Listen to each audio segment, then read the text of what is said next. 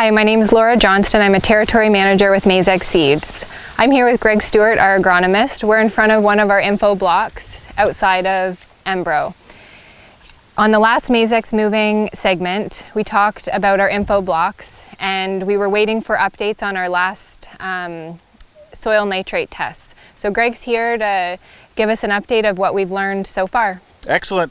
Good to be with you, Laura. So the nice thing that we've learned about the info block idea this year is that we take multiple samples in a representative area of the field. In previous attempts at trying to understand soil nitrate, we'd sample one time and you'd cross your finger that on June 9th it represented, what you were looking for. In our approach with the info blocks, we took samples 3, 4, maybe even 5 times in that same area and got a better feel for what the nitrates were doing as we moved through the season. On some of our sandy soil sites, Greg, we were noticing lower soil nitrates. Can you talk a little bit about what we saw and what we learned? So on the sandy ground, particularly sites that you had, Laura, where they were true side dressers, that is, they had starter down, but we were side dressing between the rows, so we were measuring essentially just residual N coming out of the organic matter.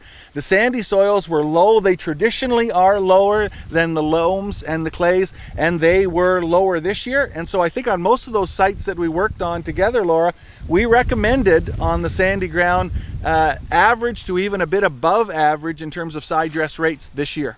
Perfect. And on fields where growers had virtually all of their nitrogen down up front, what did we see there? Right. So where growers put all the nitrogen down up front, and we often talk in the winter meetings that doesn't give you maybe the best strategy for maximizing end use efficiency or the opportunities that might come along. But this year, those growers that put all the nitrogen down up front didn't lose any. Obviously, we haven't had enough rainfall to have denitrification or leaching.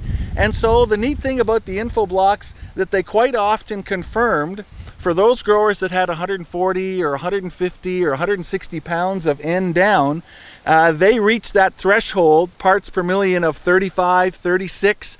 And we essentially could say with a fair bit of confidence that you don't need more nitrogen. You don't need Y drops. You don't need to go back in with urea. You're there. You hit the 36 and beyond. And so that was a bit of a confidence builder that's a recommendation we can use. And we have a lot of growers who are putting down 60 to 100 pounds. What did we see there? Right. So nitrogen is never simple. And this year, when we sampled multiple times on those fields that had 60 to 100 pounds down, quite often those might have been fields that had manure down in the fall or the spring. In some cases, those nitrogen numbers looked very strong, and we could recommend, sort of a 50-pound top-up recommendation as being in the game. In some situations, after manure, especially fall manures, 20 gallons of UAN down on top of that, we're 60 pounds of N, and we were still getting soil nitrate tests back in the middle of June that were 10, 12, 14 parts per million. And so, the numbers there would suggest you need maybe another 100 pounds of N.